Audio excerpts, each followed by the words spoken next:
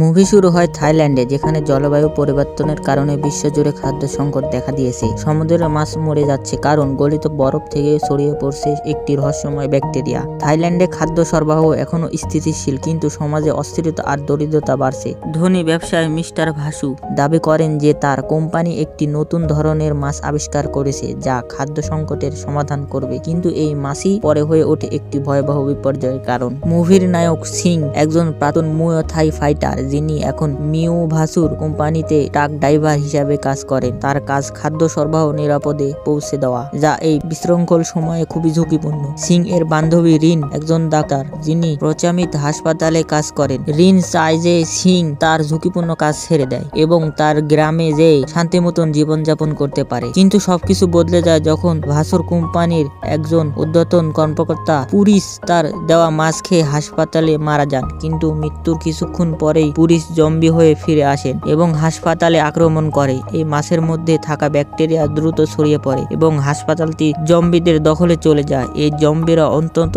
দ্রুত এবং ভয়ঙ্কর, যা ট্রেন টু বুসান মুভির জম্বিদের মতো। সিং যখন টিভিতে হাসপাতালে জরুরি অবস্থার খবর দেখেন, তিনি রিনের কথা ভেবে ছুটে যান হাসপাতালে। তিনি জানেন না যে হাসপাতালটি এখন জম্বিদের আড্ডায় পরিণত হয়েছে। পথে তিনি বাডি নামে একটি ছোট ছেলের সাথে দেখা করেন, যার মা মিক্স রিনের বন্ধু এবং হাসপাতালের কর্মী। দুর্ভাগ্যবশত মিক্স জম্বিতে পরিণত হয় এবং মৃত্যুর আগে তিনি সিংকে বডির দায়িত্ব নিতে বলেন। সিং এখন শুধু রিন নয়, বডিকেও বাঁচাতে চান। তিনি তার মুয়ে থাই দক্ষতা ব্যবহার করে জম্বিদের সাথে লড়াই করেন। মুভির অ্যাকশন দৃশ্যগুলো অসাধারণ। সিং জম্বিদের মাথায় লাথি মেরে, ঘুষি দিয়ে এবং হাসপাতালের সরঞ্জাম ব্যবহার করে তাদের পরাস্ত করেন। বাডি তাকে বলে যে জম্বিদের মাথায় আঘাত করলেই তারা মরে। এই তথ্য সিং এর জন্য খুবই গুরুত্বপূর্ণ হয়ে ওঠে। এদিকে ভাসু হাসপাতালে তার অসুস্থ স্ত্রীর সাথে আসেন। তিনি রিনকে বলেন যদি তিনি তার স্ত্রীর জন্য রক্তের ব্যবস্থা করেন, তাহলে তিনি রিনকে হেলিকপ্টারে করে হাসপাতাল থেকে উদ্ধার করবেন। কিন্তু ভাসুর উদ্দেশ্য স্বার্থপর। তিনি শুধু নিজের এবং তার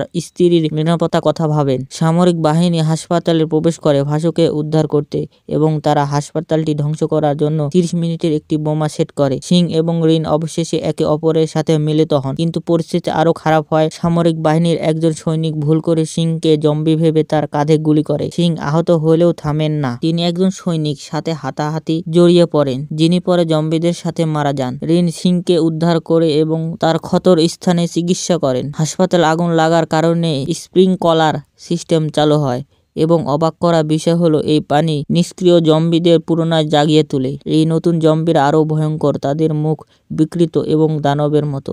ভাসুর স্ত্রীও জম্বিতে পরিণত হয় এবং তাকে হত্যা করে ভাসু জম্বিদের হাতে মারা যান। সিং রিন এবং বডিকে ছাদে পৌঁছানোর জন্য সময় দেওয়ার জন্য জম্বিদের দিকে মনোযোগ টানেন। তিনি গাড়ির মধ্যে আটকা পড়েন এবং জম্বিদের ঘিরে ফেলার মুখে গাড়িটি বিস্ফোরণ ঘটায়। রিন এবং বডি হেলিকপ্টারে করে ছাদ থেকে উদ্ধার হন, কিন্তু তারা মনে করেন সিং মারা গেছে। হাসপাতালটি সামরিক বাহিনীর বোমায় ধ্বংস হয়ে যায়, কিন্তু এখানে গল্প শেষ হয় না। পরে আমরা দেখতে পাই যে সিং বেঁচে আছেন। বিস্ফোরণের সময় তিনি ছাদের একটি পানির ট্যাঙ্কে লুকিয়েছিলেন, যা তাকে আগুন এবং ধ্বংস থেকে বাঁচিয়েছে। শেষে রিন এবং বডি চিয়াং দাও গ্রামে চলে যান, যেখানে তারা একটি নতুন জীবন শুরু করেন।